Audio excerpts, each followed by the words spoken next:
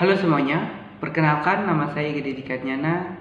Di sini saya akan menjelaskan tentang pemanasan global.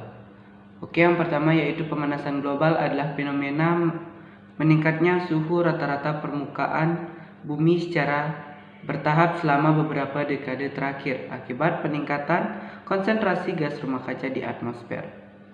Gas rumah kaca seperti karbon dioksida, metana, dan nitrogen oksida diproduksi oleh berbagai aktivitas manusia, termasuk penggunaan energi fosil dan deforestasi.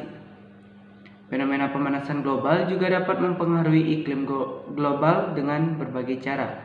Salah satunya adalah peningkatan suhu permukaan bumi yang dapat menyebabkan berbagai cuaca ekstrim seperti banjir, kekeringan, dan angin topan.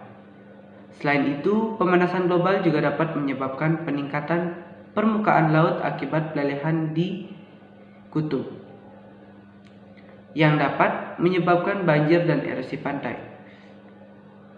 Oke, manusia mendapatkan peran penting dalam terjadinya pemanasan global. Hal ini disebabkan oleh aktivitas manusia yang menghasilkan emisi gas rumah kaca. Nah, berikut saya akan jelaskan atau paparkan beberapa cara di mana manusia berperan dalam terjadinya pemanasan global. Nah, yang pertama yaitu pembakaran bahan bakar fosil. Manusia menggunakan energi fosil seperti batu bara, minyak bumi, gas alam untuk memenuhi kebutuhan energi mereka. Namun, pembakaran bahan bakar fosil menghasilkan emisi gas rumah kaca seperti karbon dioksida dan sulfur dioksida yang dapat menyebabkan pemanasan global. Yang kedua yaitu ada industri peternakan. Industri peternakan adalah salah satu penyumbang utama emisi gas rumah kaca, terutama gas metana yang dihasilkan oleh hewan ternak.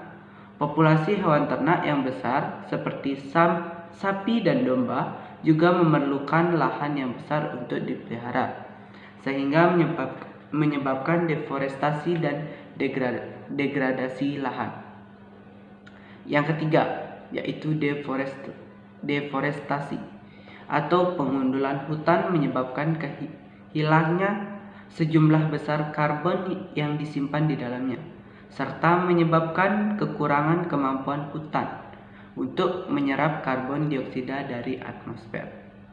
Yang keempat yaitu ada transportasi. Kendaraan bermotor seperti mobil dan truk menghasilkan emisi gas buang seperti karbon monoksida, nitrogen oksida, dan partikel-partikel kecil yang dapat merusak lingkungan. Yang kelima adalah pengolahan limbah juga dapat menyebabkan emisi gas rumah kaca, terutama metana dan tempat pembuangan sampah. Nah, selanjutnya yaitu ada faktor-faktor yang menyebabkan terjadinya pemanasan global. Nah, faktor ini dapat dikelompokkan menjadi dua kategori, yaitu kategori alami dan kategori manusia. Berikut saya akan paparkan lagi mengenai faktor-faktor tersebut. Nah, yang pertama yaitu faktor alami. Perubahan iklim alami terjadi dalam jangka waktu yang panjang dan disebabkan oleh berbagai faktor alami. Yang pertama itu ada siklus Milankovitch, artinya perubahan periodik dalam posisi bumi relatif terhadap matahari, seperti perubahan dalam eksentrisitas orbit bumi dapat mempengaruhi jumlah radiasi manusia yang diterima oleh bumi dan menyebabkan perubahan suhu global. Yang kedua yaitu ada aktivitas gunung berapi. Letusan gunung berapi dapat melepaskan gas rumah kaca seperti karbon dioksida dan metana ke atmosfer dan menyebabkan pemanasan global. Perubahan aktivitas manusia yang merubah dapat mempengaruhi jumlah radiasi manusia yang diterima oleh bumi dan mempengaruhi suhu global. Nah, yang terakhir yaitu ada variabilitas alam. Perubahan suhu global juga dapat dipengaruhi oleh faktor-faktor alami seperti El Nino, La Nina, osilasi Atlantik Utara. Nah, faktor yang kedua yaitu ada faktor manusia. Faktor manusia menjadi penyebab utama pemanasan global pada saat ini. Aktivitas manusia yang menghasilkan emisi gas rumah kaca. Aktivitas manusia seperti pembakaran bahan bakar fosil, minyak bumi, gas alam, dan batu bara itu untuk menghasilkan listrik dan menggerakkan kendaraan serta deforestasi, mengeluarkan gas rumah kaca seperti karbon dioksida, metana, nitrogen oksida ke atmosfer.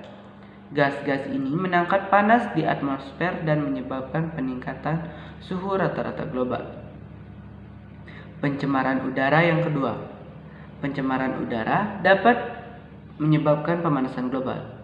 Debu, partikel, dan aerosol di atmosfer dapat menyerap dan memantulkan radiasi matahari yang mempengaruhi penyebaran panas di atmosfer.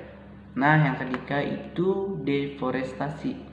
Deforestasi atau penghilangan hutan juga dapat menyebabkan pemanasan global. Hutan dapat menyerap karbon dioksida dari atmosfer dan mengubahnya menjadi oksigen melalui fotosintesis. Ketika hutan ditebang, kemampuan hutan untuk menyerap karbon dioksida berkurang, dan karbon dioksida tetap di atmosfer dan berkontribusi pada pemanasan global. Selanjutnya yaitu ada pertanian dan peternakan.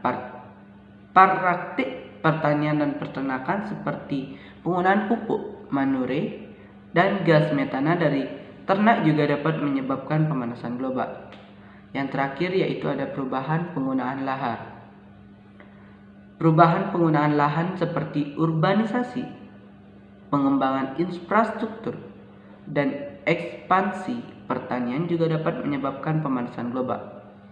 Ketika lahan alami seperti hutan diubah menjadi tanah pertanian dan perkotaan, kemampuan lahan untuk menyerap karbon dioksida dari atmosfer berkurang, dan karbon dioksida tetap di atmosfer dan berkontribusi pada pemanasan global.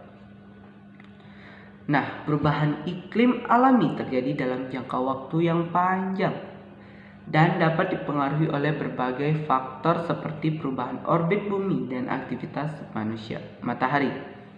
Salah satu contoh dari perubahan iklim alami adalah zaman es yang terjadi sekitar 10.000 tahun yang lalu, di mana suhu bumi turun secara signifikan. Namun, perubahan iklim alami biasanya terjadi dalam rentang waktu yang jauh lebih panjang dan terjadi secara perlahan-lahan, sehingga organisme dan ekosistem dapat beradaptasi dengan perubahan tersebut. Hal ini berbeda dengan pemanasan global saat ini yang terjadi secara cepat dan disebabkan oleh faktor manusia, sehingga dapat menyebabkan dampak yang lebih besar dan lebih sulit untuk diatasi. Dampak dari pemanasan global ini yaitu perlu kita perhatikan kenaikan suhu global, peningkatan intensitas bencana alam, dan dampak pada keanekaragaman hayati. Yang selanjutnya ada dampak pada kesehatan manusia dan dampak pada ekonomi global. Nah, solusi yang dapat saya tawarkan kepada teman-teman semua yaitu ada beralih ke energi terbarukan. Mengurangi penggunaan bahan bakar fosil adalah salah satu cara terbaik untuk mengurangi emisi gas rumah kaca.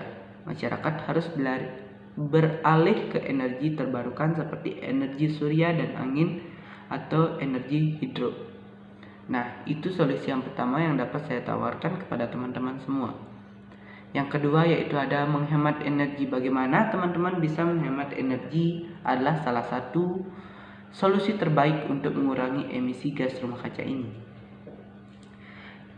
Teman-teman dapat melakukan menghemat energi seperti mematikan peralatan listrik saat tidak digunakan, memasang sistem pencahayaan efisien energi, dan mengurangi penggunaan kendaraan pribadi.